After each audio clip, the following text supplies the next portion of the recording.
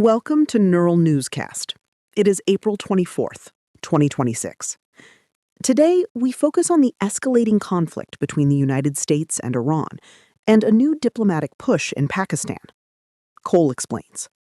From Neural Newscast, I'm Cole Mercer. And I'm Claire Donovan.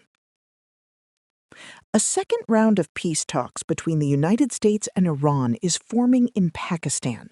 White House Press Secretary Caroline Leavitt confirmed today that Special Envoy Steve Witkoff and Jared Kushner are traveling to Islamabad. They will meet with an Iranian delegation, with the Pakistani government acting as the primary mediator. While Vice President J.D. Vance was previously considered for the trip, the White House says he will remain in Washington to consult with President Trump and Secretary of State Marco Rubio. The stakes for these talks are high, Claire. The United States' position remains firm. Any peace deal requires Iran to hand over its nuclear material and commit to a permanent halt on weapons development. Iranian Foreign Minister Abbas Araghchi confirmed his departure for Islamabad today. This is part of a diplomatic tour that includes Oman and Russia. The movement comes as Defense Secretary Pete Hegseth warns Tehran that there is a limited window for a deal before its economy collapses under the current naval blockade. That blockade is creating significant friction. Iran's mission to the United Nations is accusing the United States of a breach of international law following the seizure of the cargo ship Touska on Sunday.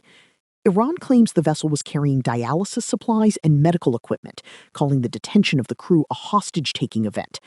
However, the United States military provides a different account.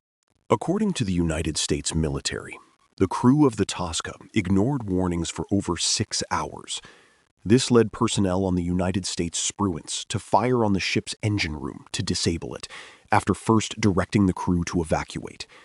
President Trump stated the vessel was under United States Treasury sanctions for illegal activity.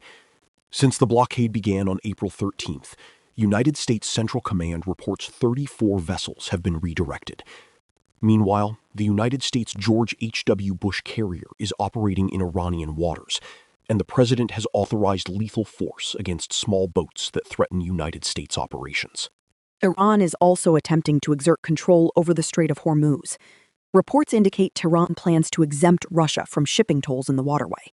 The Iranian ambassador to Moscow, Kazim Jalili, suggested that while tolls are being implemented, exceptions are made for friendly nations.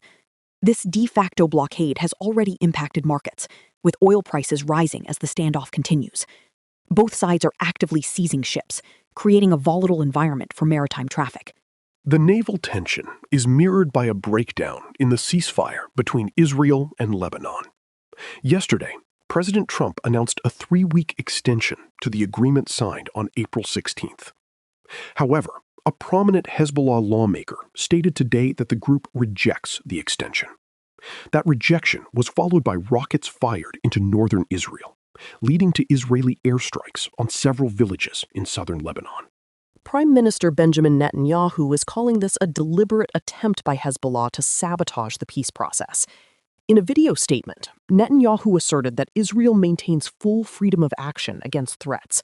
He also emphasized that the United States and Israel are operating in full cooperation regarding the conflict with Iran. The situation remains fluid, with both the Israeli military and Hezbollah accusing each other of repeated violations. Beyond the combat, the financial toll of this 8-week war is becoming clearer.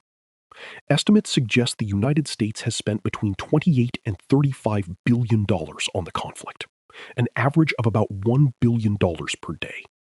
This high-intensity operation is depleting United States ammunition stockpiles, raising questions about military readiness if a diplomatic solution is not reached soon. We also have significant news regarding the Israeli leadership. Prime Minister Netanyahu has announced a diagnosis of prostate cancer. This comes as he manages both the ceasefire negotiations in Lebanon and the military confrontation with Iran. It adds a layer of personal uncertainty to an already complex security picture. Finally, there is a development regarding the 2026 World Cup. A Trump administration official recently suggested Italy should replace Iran in the upcoming tournament as a contingency plan. However, Italian sports officials have ruled this out, stating they are not interested. FIFA currently maintains that Iran's scheduled games in California and Washington will proceed this June, despite the war. It is a reminder that the effects of this conflict reach into every sector, from energy to sports. We will continue to monitor the talks in Islamabad as meetings begin tomorrow. From Neural Newscast, I'm Claire Donovan. And I'm Cole Mercer. Neural Newscast is AI-assisted, human-reviewed. View our AI transparency policy at neuralnewscast.com.